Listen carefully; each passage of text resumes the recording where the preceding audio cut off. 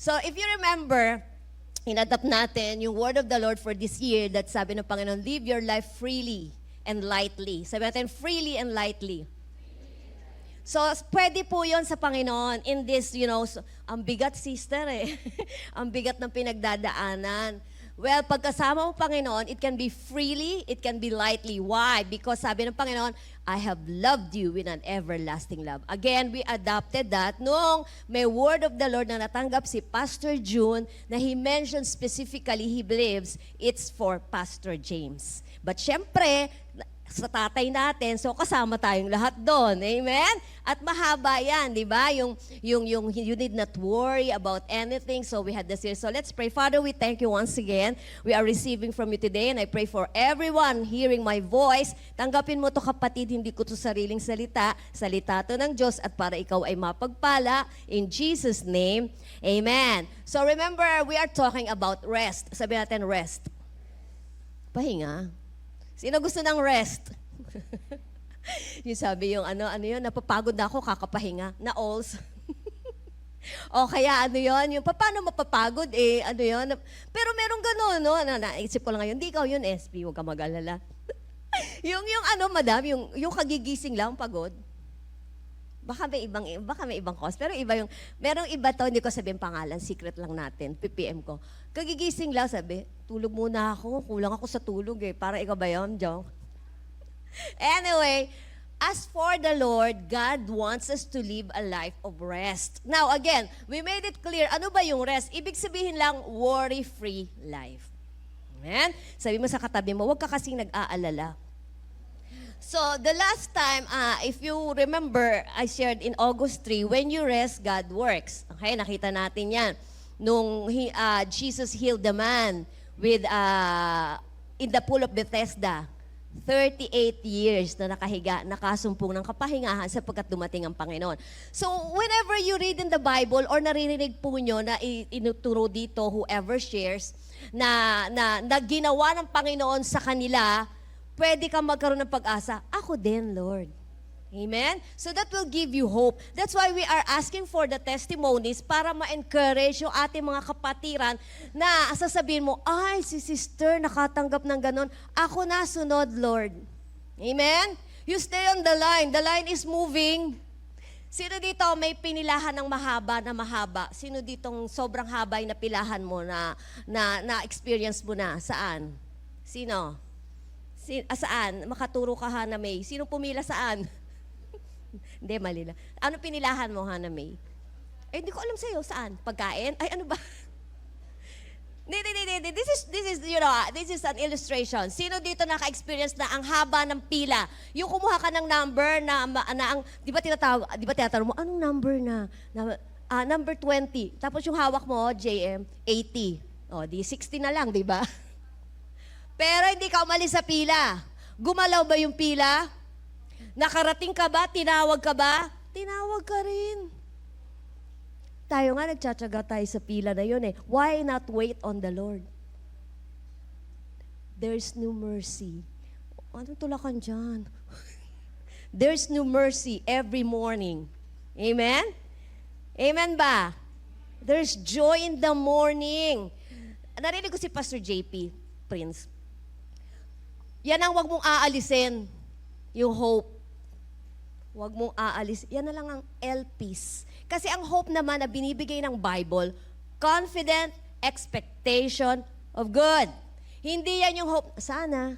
Pag kinumusta kita, sis, kumusta ka na? Sana. Sana is walang tinatayuan. Kasi sana is maybe. So, pwedeng mangyari, pwedeng hindi. So, hindi ganun ang faith. Faith is now. Faith says, yes, it will happen. Lalo na pangako ng Panginoon. Huwag pangako ko panghawakan mo. Walang katuparan yan. Nangako na nga, gusto mo patuparin. Amen? So the line is moving. So yan ang kalaban natin ngayon. Now, today I will share with you about rest and receive from the Lord. Sino gusto makatanggap? Ang nakakatanggap, nagpapahinga. Ang nagpapahinga, ibig sabihin, nagtitiwala. Ang nagtitiwala, nananampalataya. Amen? Sabi mo sa katabi mo, I believe. So, I will just share with you, okay, for today, kasi for lack of time, itutuloy natin next week. I will share with you two women of God na nanampalataya lang sila sa Panginoon. Amen. And God and Jesus commended them. Now, we go to Martha and Mary. Let's go to Bible, Miss May, Luke 10:38. Now, it came to pass as they went, Jesus and his disciples, that he entered into a certain village. And a certain woman named Martha, sabi natin Martha. So si Martha yan received him into her house. And she had a sister called Mary, sabi natin Mary, which also sat at Jesus' feet and heard his word. But Martha was cumbered about much serving and came to him and said, Lord, dost thou not care that my sister has left me to serve alone? Bid her therefore that she help me. Stop. Martha and Mary, kapatid ni Lazarus. Sobrang maraming Maria sa Bible Si Mama Mary, isa, nanay. Si Mary Magdalene, isa. Maraming Mary. Para siguro ngayon, maraming pangalan ngayon. Jennifer, mga Janet, mga maraming pangalan yan Okay, but anyway, specifically, talagang best friend ng Panginoon ang pamilya nila. Remember Jesus raising Lazarus from the dead? Amen? So ngayon, ito istorya ni Martha at ni Mary. Okay, ganito ang istorya. Dumating sila sa lugar nila, Martha and Mary, at sabi, Martha received him into her house. So ang bahay kay Martha. Okay? Now, the Bible said that Martha may be byuda, walang anak, and kasama niya sa bahay ang kapatid niyang dalawa, Mary and Lazarus. Okay. Now, si Martha, kagaya din nating lahat, pag may mga bisita tayo, siya yung aligaga sa pag-estima sa bisita. Lalo na mga Pinoy, we are known to be hospitable. Kahit sino tanongin mo foreigner, they are so happy in the Philippines, kahit saan sila, napaka-accommodating ng mga Pinoy. So si Martha, legit ba ang ginagawa ni Martha? Nagpe-prepare sa bisita? Legit yon. Okay? Tama lang na mag-prepare siya. Kaya lang, ang nangyari ay ganito. Si Mary also. So, also. And Mary which also. Ano ibig sabihin nun? Si Mary din nakaupo. So, nakaupo si Martha nung una. Kaya lang siguro sabi ni Martha, naku, magluluto pa ng Shanghai. Naku, isasangkutsa ko pa yung adobo, whatever ulam na hinanda niya. Kaya nakaupo naman siya before listening to Jesus. Sat at the feet of Jesus. Okay? Pero napansin niya, nung umalis na siya, parang ganyan. Si Jesus was there and Mary was there at the feet of Jesus, nakasalampak, listening to Jesus. That's like what you are doing right now. Nakaupo kayo, listening. Okay? Now, siguro, sabi ko nga, umalis si Martha, tinitingnan siguro niluluto niya, tapos napansin niya, hala, bakit si Mary hindi sumunod sa akin? Mga ganon, di ba? Kita niya kailangan mag-prepare, may bisita. Kaya pumalik siya doon sa sala, kung saan nandun ang Panginoon, nagtuturo, nakaupo si Mary, at yun ang sabi niya agad. But Martha was cumbered about much serving. Pag-alalan natin niya mamaya. Tapos sabi agad, eto nag-demand agad, nang away agad, Lord, wala ka bang pakialam? Inaway yung bisita. Do you not care? Lord, wala ka bang pakialam? Hindi ako tinutulungan ni Mary. Naghahanda ako ng pagkain natin. Legit ba ang ginagawa ni Martha? Legit. Kasi pagkatapos, walang kakainin, di ba?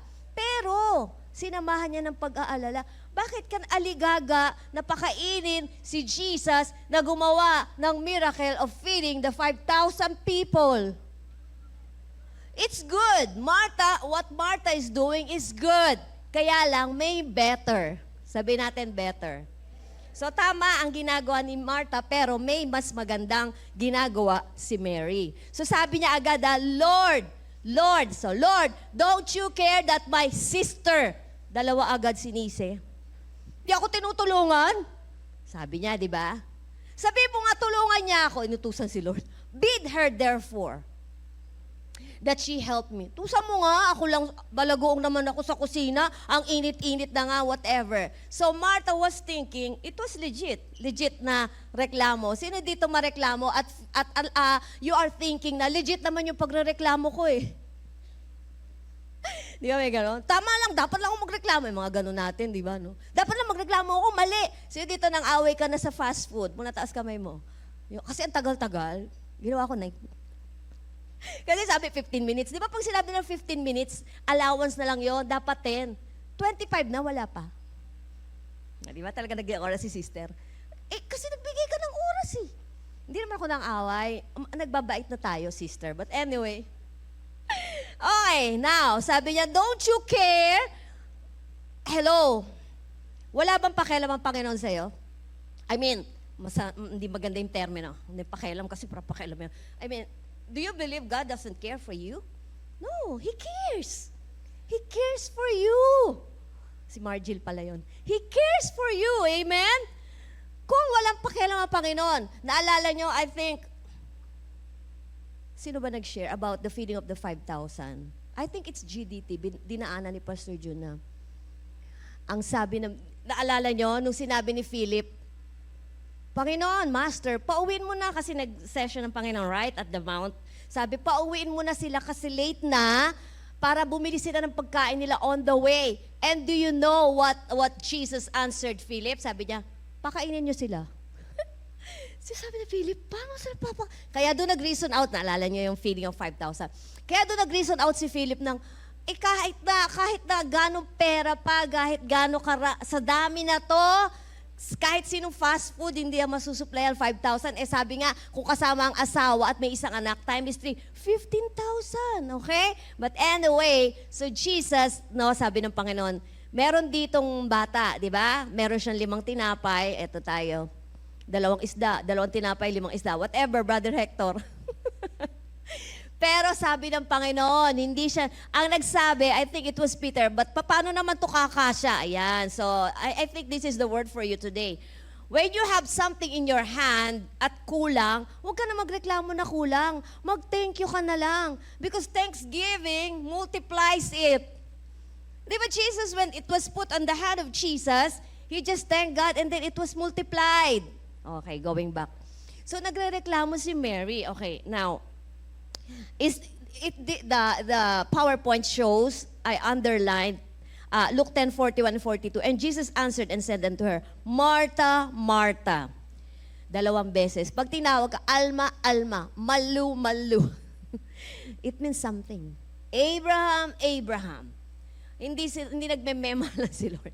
Gusto niya, pay attention. Di ba ganun tayo sa mga anak natin, di ba? 2 tawag, David, David. Kasi para makuha. Ano, JM? Harvey, Harvey. Martha, Martha, you are careful and troubled about many things. And then, di ba, ito yung sagot ng Panginoon sa reklamo niya. Don't you care? Di mo ba ako patutulungan sa kapatid ko? Ito ang sagot ng Panginoon. Hindi sinabi ni Jesus na, oo nga no, magugutom tayo. Mary, tayo. Tulungan mo ang ate mo. Tulungan mo maghain. Wala tayong kakainin. No. But Jesus can say that. If Martha needs help. And if the Lord Jesus thinks Martha needs help. Pero sabi niya, ang dami mong kaalalahanan. One thing, sabi natin, one thing. One thing is needful. Isa lang naman ang kailangan, okay? And Mary has chosen that good part. Sabihin natin, one thing. Sabihin natin, good part. Wow. So sabi niya, isa lang naman ang kailangan at pinili ni Mary yung good part. See, ano yung good part? Which will not be taken away? Of listening to Jesus. Of spending time with the Lord. Kagaya ng ginagawa nyo ngayon. Maaga kayong gumising, nagbiyahe kayo, gusto nyo kasing makaspend ng time sa Panginoon. And that is one thing needed, and that one thing is good part. You are doing good. Isn't God good? Hindi ko na alam sa inyo nanonood dyan kung anong mahirap. One thing. Now, in Greek, yung careful, merim now, nao, whatever. To be anxious about. So, nag-aalala. I told you, God doesn't want us to worry. Because it's wearied us. To have care, to be careful, to take thought. And then, di ba, sabi ng Panginoon, you are careful and troubled. Yung troubled, turbadso. Turba, a crowd. Nakalimutan ko yung lalagyan ko. But anyway, to make turbid, that is disturbed trouble. Now, anxious or worry denotes the inward uneasiness. Nasa loob yan eh. So, itong si Martha, double. Loob na, labas pa. Sa loob, nag-aalala. Sa labas, natutrouble na. Ganoon naman talaga, di ba? Whatever is there, it comes out. Whatever's in your heart, it comes out. Di ba? Kung may matama, maganda, maayos dyan, yun ang lalabas. Kung may masama, lalabas din. Amen. So, trouble, the outward confusion and bustle. Now, Martha was worried about everything and forgot the one thing that is more important. What is that one thing that is more important? To sit at Jesus' feet and receive. So si Mary, nakaupo. Nagre-rest ba yun? Nakaupo. At tumatanggap. Amen? So God's word for you is just rest and receive. Rest and receive. Kasi pag worried ka, alala ka, binibigyan ka, hindi mo matanggap. Kasi you are so worried about other things. Kaya hindi mo natatanggap. Kaya sasabihin mo, sister, wala namang binibigay si Lord. Sino may sabi sa'yo? And don't you look at other people that are getting blessed? Kasi, hello, baka siya nagre-rest kasi kaya nakakatanggap. So sabi mo sa katabi mo, you rest and receive. Martha forgot that Jesus came to serve and not to be served. Okay naman yun eh. Hindi naman sinabi ng Panginoon, mali ginagawa mo. Ang sinabi niya lang, tama ginagawa ni Mary. So okay yun, naghahanda tayo. Kaya nga, some of you, I know, some of you, pagka gusto maka-attend ng Sunday, may mga labahin, ginagawa ng Sabado. O kaya pag-uwi na. O kaya yung iba naman, para may kakainin pagbalik, no, hindi kakain sa labas, niluluto na sa gabi, iinitin na lang mamaya. So, you know, Martha should have done that. Pagdating ko sa langit, napin ko nga si Martha. Martha, di dapat sana gabi pa lang nagluto ka na. Naibalot mo na yung Shanghai para ipiprito na lang. Ang ginawa mo, kung kailan nandiyan na yung bisita, tsaka ka palang aligaga. Ay, naway si Martha. Hindi, sa akin lang yun. Okay, mag-alala, sa akin lang yun. Mary, alam nyo ba, sitting at the feet of Jesus, just spending time with Jesus, puts you at the right place at the right time. Sinong gusto nun? Ayaw natin, wrong timing eh. Tsaka nala, gusto natin right time. And Mary did that. Saan? She anointed Jesus' feet. Yung nagsabog ng oil, ng mabangong, yung worth 1 year na sweldo. Hala, gano'ng kamahal na pabango yun? Diba? Sabi, he anointed Jesus' feet before Jesus went to the cross. Kaya sabi, right timing si Mary. Bakit? Remember, nung si Jesus i-anoint nung mga, I think it was Mary Magdalene, remember? Di ba pagdating niya, wala na ang Panginoon. I-anoint niya sana para hindi mabulok ang katawan, may dala siyang spices. Di ba wala na yung yung third day that Jesus rose from the dead? Wala ka sa timing, Mary, yung isang Mary. But Mary, this Mary was on time. She did the right thing at the right time. Choose to be in the posture of receiving. Wow! This is a choice. Amen? Choice to. Choice mo. You can choose not to, but I encourage you and I tell you, choose this one. Choose to be the posture of receiving. Do the one thing. You will not worry about everything. Wow! Isn't it good? Yes, sitting at Christ's feet signifies readiness to receive His word and submission to the guidance of it. I mean, whatever the word said, submitting, obeying, obedience, okay, under the new covenant, obedience is faith. When you believe, you are obeying. So wag ka mag-ala, sister, baka hindi ko nasusunod ang 10 Commandments. Hindi mo naman kailangan sundin, sinunod na ni Jesus. Walang nakakasunod ng 10 Commandments. Now, Jesus commended Mary. Wow, gusto mo ba yon? Sasabihin sa'yo ng Panginoon, wow, you did good. Kasi pinili niya yung one thing. At yun ang binigay niya. You know, Mary gave herself up to the guidance of Christ. You know what? The things of this life will be taken away from us. Alam niyo yan. Cellphone nawawala. Wallet, pera, even minsan sasakyan, even minsan bahay. Amen? But you know, yung pag-ibig ng Diyos sa atin, nobody can separate it. Pag-ibig ng Diyos. is the Bible said, nothing can separate us from the love of God, which is in Christ Jesus.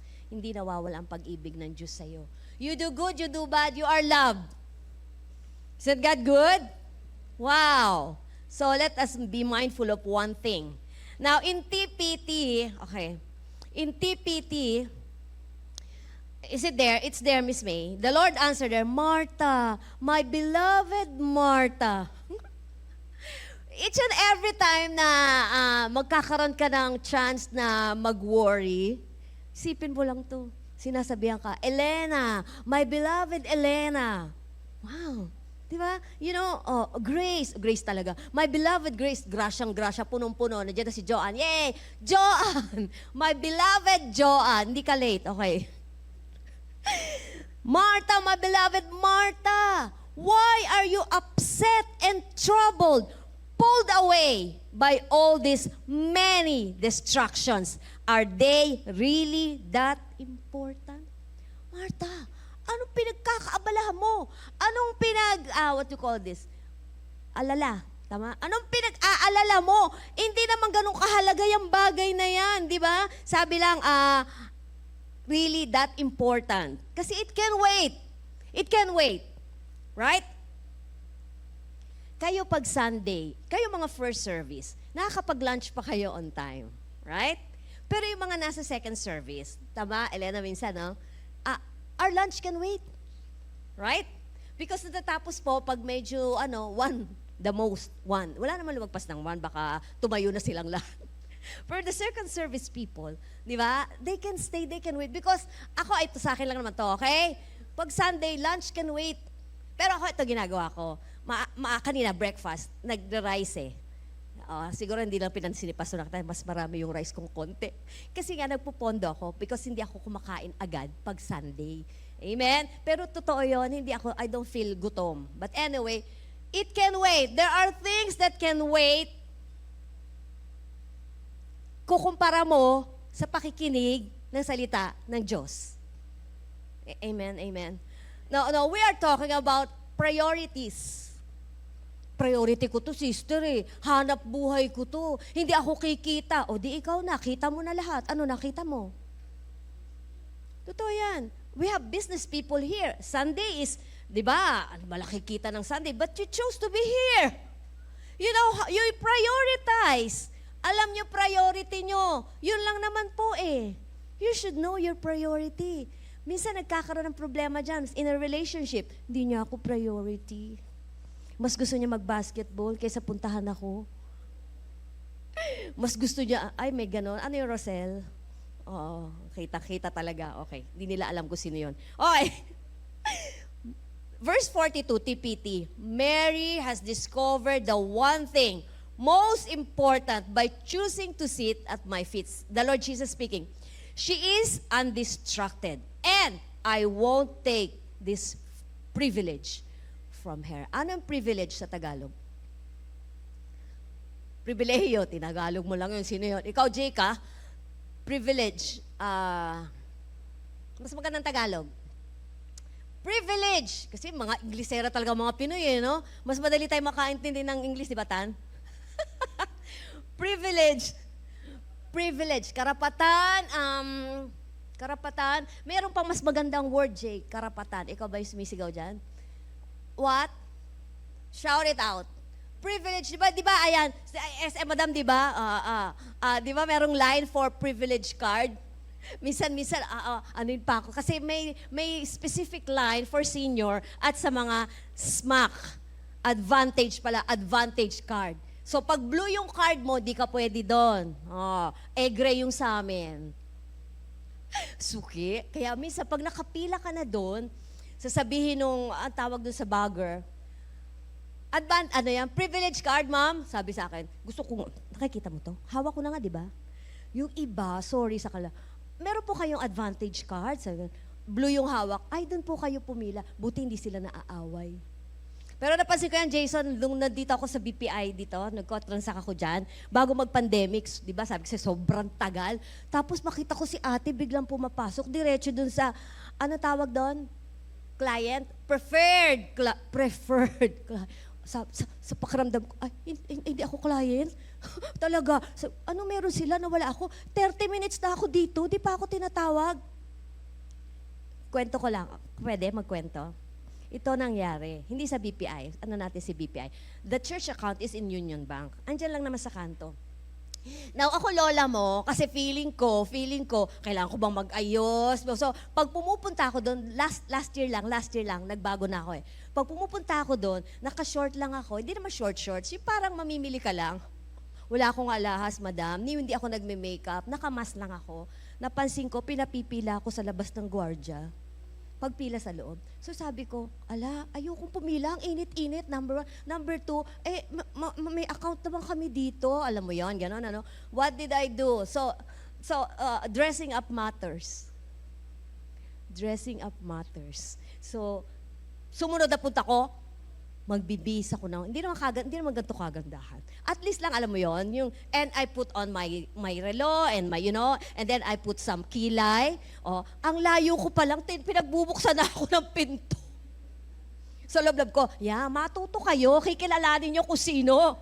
Ito pa ngayon ang ginawa ko. So, pagpasok ko sa loob, may number din, magpipin ka, no? Tapos napansin ko, yung mga senior, diretso, priority. Kumbaga nilalagpasan lahat. Sabi ko, magpa-priority na lang ako. Total senior naman si pastor at magsi-senior na rin ako. Hindi naman ako nagsusungaling, okay? So pagka-pin ko, pagka-input ko, deposit, cash, cheque, withdrawal, ganyan. Tapos, parang privilege, whatever, yung ganun pinipindot. Kaya pagka ganyan, kung makita ko JFCF, tinatawag na ako agad.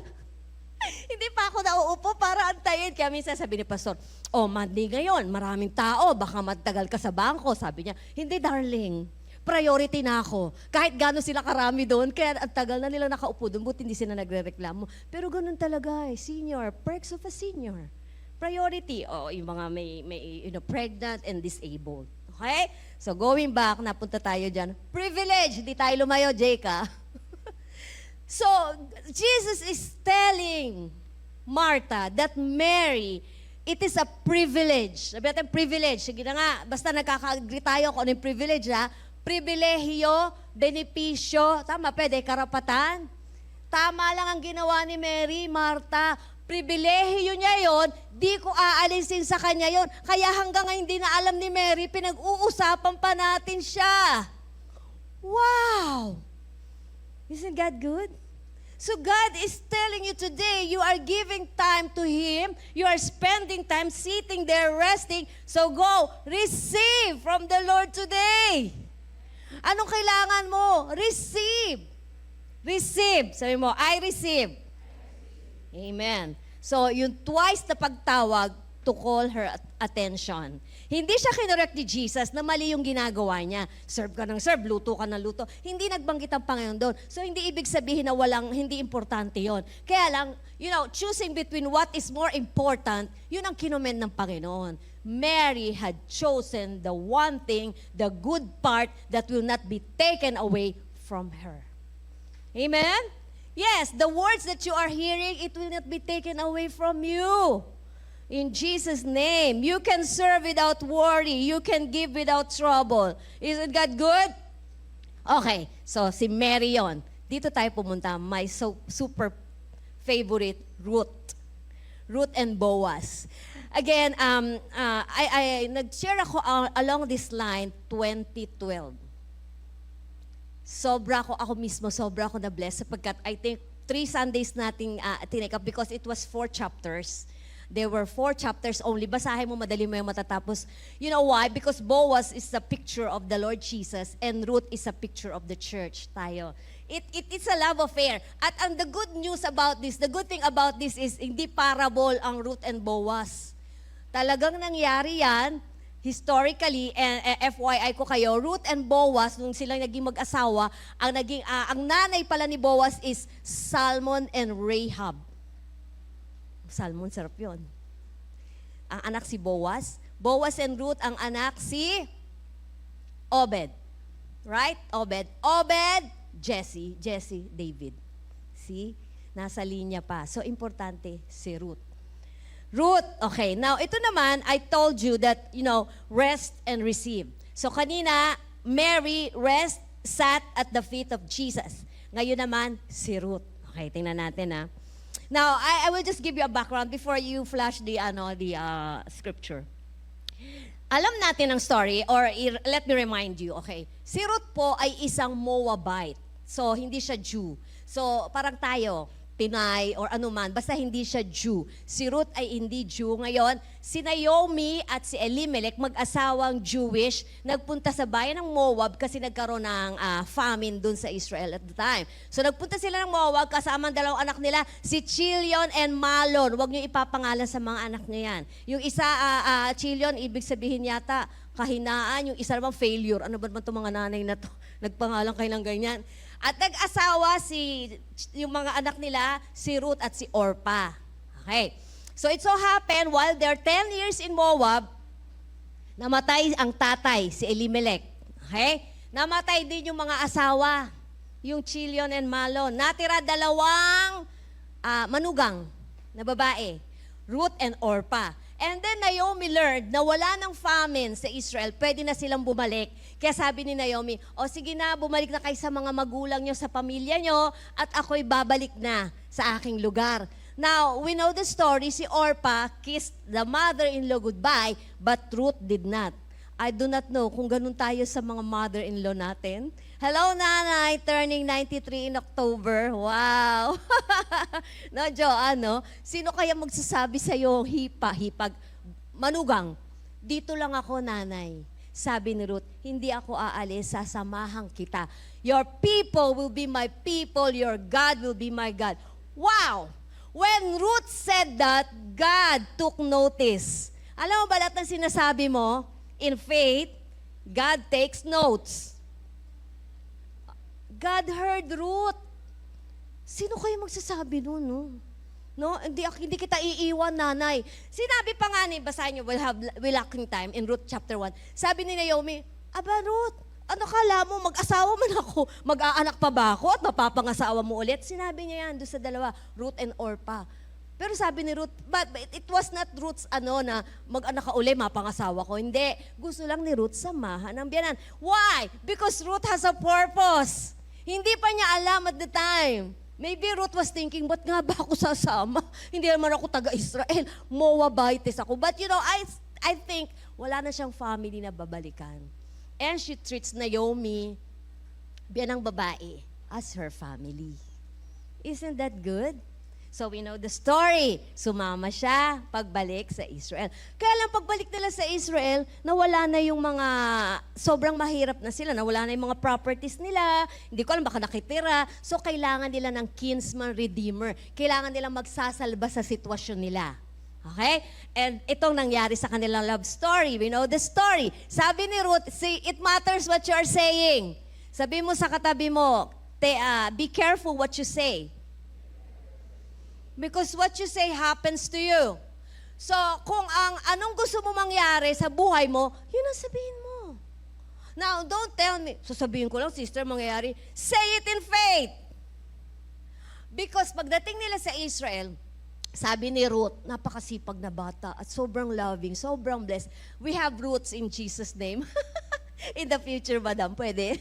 Okay, sabi niya, nanay, lalabas lang ako, pupunta ako dun sa field kung saan makakatagpo ako ng favor. Si Ruth, hindi ka namang Christian. But alam mo ang favor, sinabi niya yun. Pupunta po ako kung saan, ibig niya sabihin, kung sinong magbibigay sa akin ng chance na mag-glean. Sabi natin, glean. Glean, mamumulot lang ng nalalaglag. Hindi talaga harvester. Kasi, kumbaga work, harvesting is work at may mga people na nag-work doon. Kumbaga makikihingi lang. Kesa na outrightly, pahingi naman, pahingi. So sabi niya, mamumulot ako ng nalalaglag sa hina-harvest nila.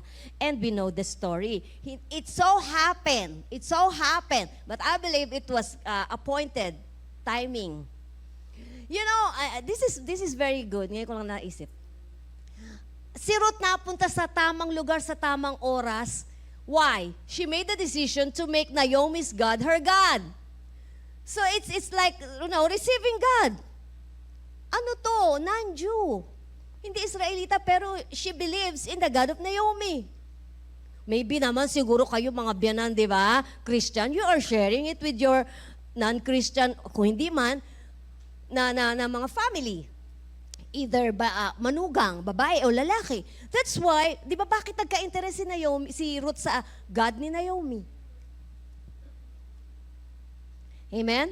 Maybe, sinasabi ni Naomi, babalik na ako, alam mo yung Diyos ko. For 10 years kasama mo, most probably, na-share niya ang tungkol sa God of Israel. So Ruth made the decision to go with Naomi. And then, sabi niya, nanay, so gumagamit na siya ng languages, sa akin lang to languages na ganon. So, in whose field I may find favor.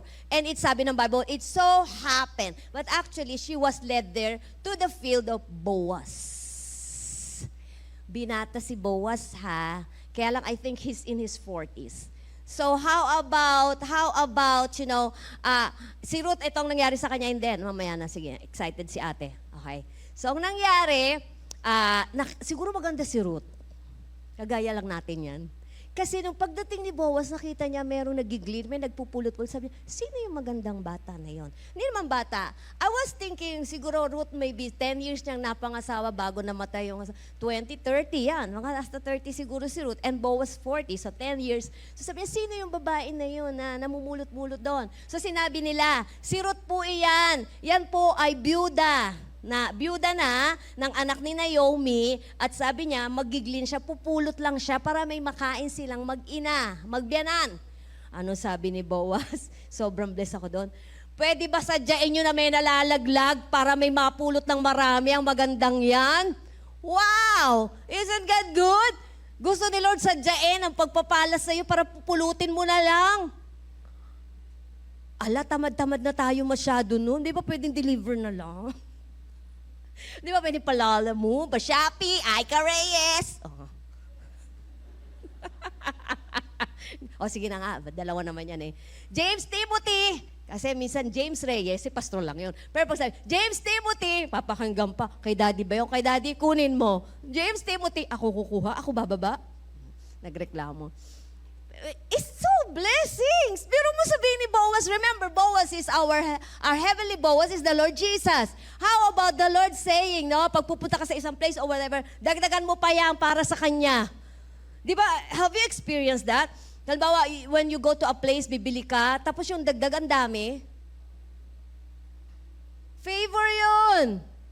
And Boaz said, at sabi pa ni Boaz, Ruth 1, 2, 3, 4, basahin nyo yan. I think it's in chapter 2. Sabi ni Boaz, isama nyo siya pagkakain kayo. Oh!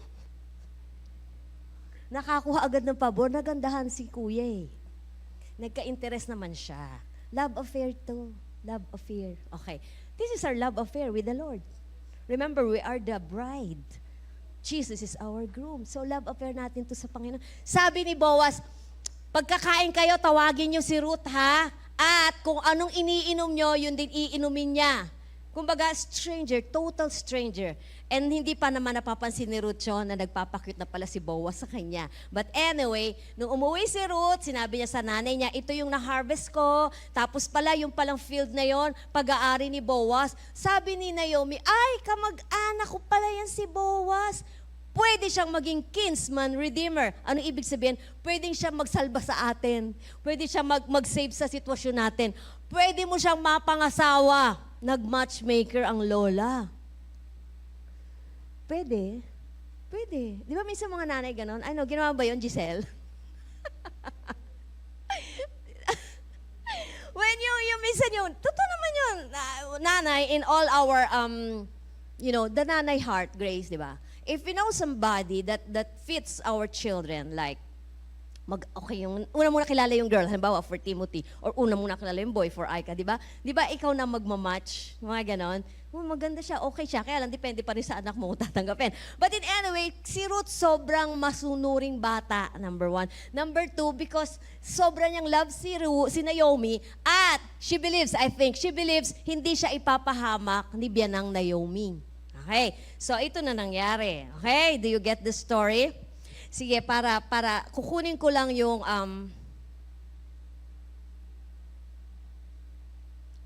sige, ganito na lang. Bible tayo para masundan nyo. Ruth 3 verse 1, sabi ni Naomi, my daughter, shall I not seek rest for thee? Yan, yung rest na sinasabi ni Naomi dyan. Di ba pagka mag-aasawa, sinasabi natin, uy, lalagay ka na sa tahimik. Pero pagka tinanong mo ngayon yung mga hindi ayos sa pagsasama, tahimik ba yun talaga? Pero yun ang termino talaga, tahimik. Dito naman sabi, anak, my daughter, shall I not seek rest for you? Ibig sabihin sa ibang translation, hindi ba pwedeng mag-asawa ka na? Mag-asawa ka na. Tapos yan, sinabi niya, and now, is that Boaz of our kindred, with whose maiden you was? Ibig sabihin, di ba doon ka nagpunta? Behold, ito na instruction na, nasa winnowing barley. Magwiwinow siya ng barley, like that, inaalis yung ipa like sa bigas, wiwinnowing. Now, the good thing about Boaz, sabi sa threshing floor, na okay, the good thing about Boaz, kahit siya yung boss siya pag-aari niya yung field, pero winnowing, paghahabi, he takes part in the work. There are bosses like that. Diba? He takes part. Hindi yung, okay ba kayo dyan? Tatawag na video call tayo. Tama ba yung ginagawa nyo? Hindi, nandun siya talaga. Now, ito ang instruction ni Naomi na, okay, let me make myself clear. Ito po ang pinapagawa ni Naomi sa kanya. Hindi po ito, ito po yung nasa culture nila. Yung unang-una, yung pagiging kinsman redeemer ni Boaz, nakasulat po yun sa Deuteronomy, sa Leviticus, kung titingnan nyo po. God Himself said, halimbawa naalala nyo yun, pagka ang mag-asawa, namatay yung lalaki, yung susunod na kapatid, yun ang mapapangasawa. May instruction ng Panginoon tungkol doon. And then, may sinabi pa siya na ang malapit na kaibigan pwedeng mapangasawa para maging redeemer nga. Para maalis sa kahirapan, para matulungan yung isang child of God or Jew people. So, it was, Naomi was hindi po against yung ginagawa ni Naomi.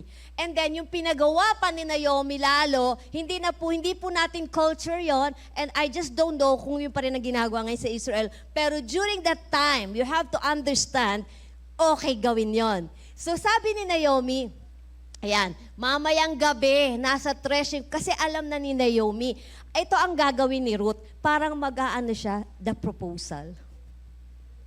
Wala lang siyang dalang sing-sing, pero siya ang magpo-propose kay Boaz. So sa ating kultura, ako magpo-propose babae, but it's happening, I think so. It's happening now in our age and time. Babae na nanliligaw. Babae na ang bolder ngayon. Hindi nung panahon natin, no, Grace? Gusto mo ako, ligawan mo ako. Tawagan mo ako, tawag ka. Pero ngayon, di ba? Kasi ngayon, iba ng upbringing. But anyway, not for you, Christian. Christian ka, di ba? Antayin mo siya. Amen. But anyway, so the story goes like this. So, ito ang instruction ni, let's go in, ito na. Verse 3, Bible pa rin, Miss May. So sabi niya, hindi ba magwiwinaw ng barley mamayang gabi si Boaz sa threshing floor? So, maligo ka. Magpabango ka. Suot mo yung maganda mong damit. Hala, ano ba ito? Naku, sensor yata ito. Hindi, wag mo na ako. Kinig-kinig lang. Okay. So sabi, itong instruction. Pumunta ka doon sa floor, pero wag mo make not yourself known. Ibig sabihin, secret lang. Wag ka doon. Saan na si Boaz? Higa ako sa harapan. Secret ka lang pumunta. So, napakalinaw ng instruction ng nanay. Sabi pa, antayin mo hanggang nakakain at uminom na. Hindi naman yung nag-inom-inom siya. Ibig sabihin, drinking, siguro, a little. Tapos sabi, verse 4, pag nakahiga na si Boaz, tingnan mo kung saan siya humiga. Siyempre, baka mamaya katauhan lang ni Boaz yung puntahan niya. Mark the place where he lie down. Tingnan mo kung saan siya higa. Pero si Boaz, kasama lang ng mga kasamahan niya doon, humiga lang naman. Tapos sabi niya, and you shall go in and uncover his feet. Ibig sabihin, may kumot, nakahiga si Boaz. Just imagine, okay? Kasi kaysa magpahiga pa ako dito ng somebody. Nakahiga si Boaz, may kumot siya hanggang paa. Ang sabi ni Naomi, doon ka humiga sa may paanan. Siya magsasabi sa iyo kung anong gagawin mo. Wow! Verse 5, and Ruth said unto Naomi, all that you say to me, I will do. So thank God. Thank God. Thank God, hindi nag-inarte si Ruth. Ay, nanay naman, ano ba naman yan? Ay naman, ako talaga? Ba't ganun? Sa paa niya? Gabi? Maliligo pa ako? Di ba parang something, bago ka mag-isip ng iniisip mo. Verse 6, and she went down onto the floor and did according to all that her mother-in-law bade her. So, as instructed. So, nung nakahiga na si Boaz, nakakumot si Boaz, hindi siya tumabi kay Boaz. So, tapos na yung iniisip mo, okay? Walang ganon. Sabi sa katabi mo, walang ganon. Doon siya pumeso sa paanan. Okay? Sa paanan. Siyempre, naalimpungatan si Boaz. Sabi niya, verse 8, and it came to pass, ibig sabihin, uncover his feet, parang makishare ka doon sa kumot. Makishare sa kumot ni Boaz. Meron dito, di ba gano'n, yung mga magkatabi sa kami, mag-best friend, mag-asawa. Di ba parang, ako minsan, parang, ay, pastor, parang pwede ako magkaroon ng kumot. Yung isang beses, napansin ko yung talaga, darling. Parang siya lang may kumot. Pero mas madalas naman, kinukumutan niya ako. Napansin niya, wala akong kumot. Pero isang beses talaga, kaysa magising siya, hindi ko na hinatak. So ginawa ni Ruth, sa paanan ni Boaz, humiga siya, medyo humingi siya ng konting kumot. Kinumot niya yung sarili niya. Nagising si Boaz, sabi niya, ay, sino ka? Siyempre, gulat, di ba? Gulat ka, no? Natural, may tao sa paanan mo, babae pa. Siyempre, hindi niya nakilala agad. Okay. And she answered, I am Ruth. Verse 9, your handmaid, sabi pa, spread therefore your skirt over me because you are a near kinsman. Okay? Sabi ko, ikaw lang ang pwedeng magligtas sa amin. Ikaw lamang ang kinsman, kamag-anak na magliligtas sa amin. Okay, verse 10. And he said, Boaz, blessed be you of the Lord, my daughter, for you have showed more kindness in the latter end than at the beginning, inasmuch as you follow not young men, whether poor or rich. Kasi nung una pa lang, nung nalaman niya na si Ruth ay manugang ni Naomi, na-impress na si Boaz. Kasi para sumama ka kay Naomi. So, na-impress na siya na maayos kang tao, maayos kang babae. Tapos yung pa, kaya sabi niya, pinagpala ka. Kasi pwedeng pumunta si Ruth sa mas bata, right? Sa mas bata at mayaman. But you know what? Nagsusunod lang si Ruth sa kanyang nanay. So, kay Ruth, it doesn't matter kung medyo may edad ng konti si Boaz sa kanya. Okay? So, sabi niya, kaya kinoment siya ni Boaz. Now, verse 11, and now my daughter, fear not. So gusto mo akong maging redeemer mo, gusto mo akong mapangasawa, gagawin ko sa iyo. Kasi alam naman ng mga tao dito kung gaano ka kaayos na tao. Tapos verse 12, totoo naman na ako ay kinsman din, pero may isa pa. May isa pa na, kumbaga yung right, mayroon pang isang mas may right kay Boaz. Kasi ganyan linya yan eh, kung sino yung papayag. Okay? Kaya sabi niya, tatanungin ko muna siya. Kung papayag siya, siya ang mapapangasawa mo. Tapos, pero kung hindi, ako. So, napaka-gentleman naman ni Boaz. Nakakakilig naman to. Pero gustong-gusto na niya si Ruth. Thank God for Boaz. That is our Lord Jesus. So, gentleman. Gentleman. Di ba pwedeng, ay, naku, sobra kitang gusto. Unang araw pala kitang nakita. Para si Pastor, unang araw pala ako nakita. Sobra niya na akong gusto. Ganun talaga. Sabi lang niya, tinatanong ko siya pa, SP, kala mo, totoo yun, SP? Sabi ko talaga kay Pastor, syempre pag may mga pakyutang moments, darling, nagustuhan mo na ba ako nung una mo ako nakita? Kasi hindi siya agad lumapit sa akin eh. Ganyan yan eh. Sabi niya lang, kasi maganda yung smile mo. Ay, close up. Okay, so, eto na. Kaya naman yan. 13, tarry this night. And it shall be in the morning, ayan, sabi niya, sa umaga, kakausapin ko yon. Ngayon, pagka ginawa niya, di gawin niya, pero kung hindi, ako ang gagawa. So, dyan ka lang. So, verse 14, so nandun siya hanggang nag-umaga na, ito instruction. Let no one knows, kasi parang disgrace, quote-unquote, di ba? Let no one knows na may babaeng nang galing sa paanan ko, ha? Pero nothing happened before you think of everything. Wala sinabi ang Bible. Pag sinabi ng Bible, and Boaz no root, no doon, ano yon? May nangyari, no lang pala. Hindi, yun ang termino. Pero wala, sa paa lang siya. And you know what happened? Yung kanyang, di ko nadala yung shawl. May shawl yan, di ba? Nilalagay sa ulo. Nilagyan ni Boaz ng barley na sobrang madami. Kasi sabi niya, okay. Bring the veil, verse 15. Bring the veil that you have upon you, hold it. And when she held it, he measured 6 measures of barley. So umuwi siya. Now, dito na tayo sa verse 16, sabi, still Bible, Miss May. And when she came to her mother-in-law, she said, Eto nakakatawa, baka sabihin mo, who are you, my daughter? Ano ba, nagka-amnesia ba si Naomi? Hindi. Ang ibig sabihin yan, ano nangyari sa lakad mo? Yan. Kaya minsan titingin tayo ng ibang translation, okay? Sabi niya, who are you, my daughter? Sinabi niya lahat ng sinabi ni Boaz. Verse 17, sabi niya, eto binigyan pa ako ng barley. Kasi sabi niya, ang sweet talaga ni Boaz, ganun talaga nanliligaw. Go not empty unto your mother-in-law. Di pwedeng wala kang dala. Siya na yung nag-propose, siya pa yung may uwi. Isn't that good? Verse 18, diyan muna tayo sa Bible bago natin tingnan yung isang translation. So, nung nalaman ni Naomi, so yun na naging usapan nyo. Now, sit still, my daughter, until you know how the matter will fall. For the man will not be in rest until he have finished the thing this day. Wow! Ano ibig sabihin yan? Huwag ka na mag-alala, Ruth. Huwag ka nang mag-alala na baka may ibang babae pang magustuhan si Boaz at hindi ka kunin. Huwag ka na mag-alala. Maupo ka na lang. Antayin mo hanggang, Boaz did what he has to do. Today, just wait on the Lord. Sit still. Alam ni Lord ginagawa niya. You may think it's taking long. I know, parang ang tagal naman, Lord. He knows what He's doing. We just have to trust Him. Amen? But you have to believe He is doing something. Sabi mo sa kata mo, may ginagawa si Lord. Kasi hindi sinasabi sa atin lahat eh. That's why we have to be sitting still. Kalma. Sabi mo sa kata mo, kalma. Then said, sit still. BBE, ayan, dyan na tayo sa ibang translation. Do nothing now. Huwag ka nang mag-aligaga pa, pupunta ka ba kung sinong lalaki dyan? Huwag ka nang humanap na iba pang boylet.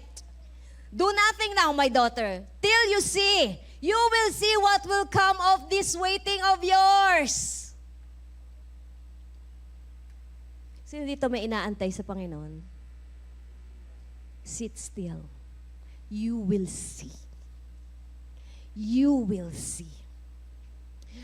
Till you see what will come of this. For the man will take no rest. Hindi titigil ang Panginoon hanggat di napa sa'yo yung hinihingi mo sa Kanya. Wow! CEV, contemporary, Naomi replied, just be patient and don't worry. Yan ang mahirap eh. Patient tsaka worry. Ang bilis natin. Wala nang bibilang pasensya, no? Pasensyang tinapay. Hindi ba may dialogue si Ann Curtis? Hindi, si Angelica. May isang movie ako nakita. Ano sabi? Ang pera natin, hindi mauubos, pero ang pasensya ko, ubos na. Sino ba yung asawa niya doon? May something kasi sila doon eh. But anyway. See? Ang pera hindi mauubos. Wow! Pero pasensya, ubos na. Anyway, sabi, be patient. Sabi mo sa kata mo, be patient, don't worry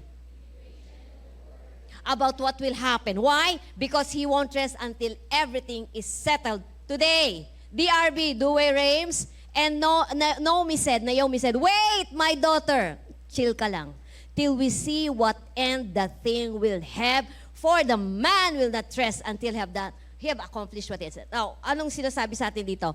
Gawin natin yung kaya nating gawin. Okay? So, hindi sinasabi, wala akong gagawin, upo lang ako, wait lang. You do what you're doing. Nagtatrabaho ka, nagnenegosyo ka, nag-aaral ka. Pero wag mo ilagay sa balikat mo yung katuparan ng mga pangarap mo. Di ba? Di ba? Ganyan kasi sa mundo eh. Dapat kasi, gawin mong araw ang gabi araw. Ruth had done all that was fit for her to do. She must patiently wait the event. Boaz, having undertaken this matter, would be sure to manage it well. Nung sinabi ni Naomi, sit still, sinasabi niya, there is no occasion for restless anxiety. So huwag kang mag-alala. Walang what occasion? Walang dahilan para mag-alala ka. Antayin natin si Boaz kasi tuto pa rin niya yung sinabi niya. Hindi siya magpapahinga hanggat hindi naganap yung sinabi niya sa'yo. So may sinabi na ba si Lord sa'yo? He will make sure it will come to pass in your life. Amen? Let your heart be at ease till you know how the affair will fall out. Much more reason, we have in the slide, much more reason have true believers to cast their care on God because He has promised to care for them. So, ang trabaho natin, sit still. Ala ka, sister. Give me 5 minutes more. Okay lang? Ala, yun lang nandito may gusto. Our strength is to sit still. Okay? Sinasabi dyan na encourage tayo na ibigay natin pananampalataya natin at the feet of Jesus. What do you need today? Tell it to Jesus. Okay? He is our near kinsman. He has the right to redeem. Now, let us ask God, Lord, anong gagawin ko? Pag may pinagawa, gawin. Pag wala na, ibig sabihin, just stay. Just keep on believing, keep on trusting, wait. Isaiah said, those who wait upon the Lord will renew their strength. Habang nag-aantay ka, hindi ka manghihina, lalakas ka. Remember that when you trust Christ with anything, He also will not rest till He has finished it. Boaz is portrayed as a man of action. So for the last, what does Proverbs 3:5 says? TPT. Trust in the Lord completely. Trust in the Lord with all your heart, Johnny. Completely. Do not rely on your own opinions. With all your heart, rely on Him to guide you, and He will lead you in every decision you make. Become intimate with God, verse 6, with Him. Wow! In whatever you do, and He will lead you wherever you go. You have the Holy Spirit. The problem sometimes, we follow our own self. Tapos pag nagkamali, amen? Sabi ni LeBron James, follow my lead. Well, God is saying, follow my lead. Jesus is telling you, follow my lead. Follow what I'm saying. Psalm 37 verse 7, Good News Bible. Be patient and wait for the Lord to act. Antayin natin si Lord. Don't be worried about those who prosper. Ito naman. You know, there are people who are prospering in the world. Huwag ka nang mainggit sa kanila. Prospering because of wickedness. Prospering because of pandadaya. Nakita ko lang kanina, Pastor, hindi ko na magkikita, Pastor, about the situation. I think it was si Anthony de Messenger na gano'n eh. Yung mga baha-baha, di ba sa atin? May pondo tayo dyan eh. But what happened? 40% nasa politician. Hindi tayo nakikipolitiko. Pero yun ang 40% sa politician, 5% sa contractor, something like that. Parang 20% lang sa project itself. No wonder, hindi maalis ang baha. Thank God for one man. Was that Ramon Ang? So pwede ka naman hindi politiko na tutulong sa tao. Di ba? Kasi, di ba, parang, hello, pwede naman palang may solusyon ng baha eh. Okay. Psalm 37:7, International Standard Version. Be silent in the Lord's presence and wait patiently for Him. Don't be angry because of the one whose way prospers or the one who implements evil schemes. Hello, matuwa. Hayaan mo sila ay nagpapayaman sa maling paraan. Why? We are on the last of the last days. The wealth of the wicked is laid up for the just. Lilipat sa kamay mo yan. Hayaan mo sila. Kasi, sige, magpayaman pa kayo. Ililipat sa amin ng Panginoon yan so we can propagate the gospel. So everybody can get saved because before the Lord comes again. Amen. Last, 1 Peter 4:19 GNB. So then, those who suffer because it is God's will for them. Hindi God's will yung suffering mo, kundi God's will is you are doing what you are doing. Should by their good actions trust themselves completely. See? To their Creator who always keeps His promise. The last line, it is our work to cast care. It is God's work to take care. Isn't God good? So anong trabaho mo? Bigay mo yung pag-aalala mo sa Panginoon kasi He cares for you. Did you learn something today? Palakpakan natin ang Panginoon. Wow! Wow! Leave all your cares and anxieties at the feet of the Lord. Hallelujah. Father, we thank you. Yes, Lord, we will be like Mary, we will be like Ruth to do the one thing needed, to do the good part. And that is to be sitting at your feet, waiting for your instructions, waiting for your word, Lord. Sapagkat ang lahat ng sinasabi mo, Panginoon, there shall gonna be a manifestation of every promise you have for us. So I pray for my brothers and sisters today. Sino sa inyo ang kailangan tumanggap sa Panginoon? So repeat this prayer para masabi natin that Jesus is Lord over your life. Repeat after me, church. Let's go, Father. In Jesus' name, I come to you. Humihingi po ako ng tawad sa aking mga kasalanan. Ngayong umaga, tinatanggap ko si Jesus sa aking buhay bilang Panginoon, tagapagligtas. Thank you, Jesus, for paying the price for my sins. Thank you for forgiveness of my sins. Isulat mo po ang aking pangalan sa aklat ng buhay. Jesus is Lord over my life. Thank you, Father God. Narinig mo ang iyong mga anak na tumanggap sa iyo ngayon. Ang gagawin na lang namin ay magpahinga to receive from you. We will rest and we will receive from you whatever your children needs. I may not know it, kapatid, but God knows it. And be sure to tell it to God, okay? Wala pong silent prayer. Even yun, hindi mo naman kailangan mikropono. Go to God in faith. Father, you know my situation. You know my need. Thank you for taking care of me. I giving my care to you. Binibigay ko sa iyo pag-alala ko. Wala na sa kamay ko. Nasa iyo na, Panginoon. And you are doing something about it.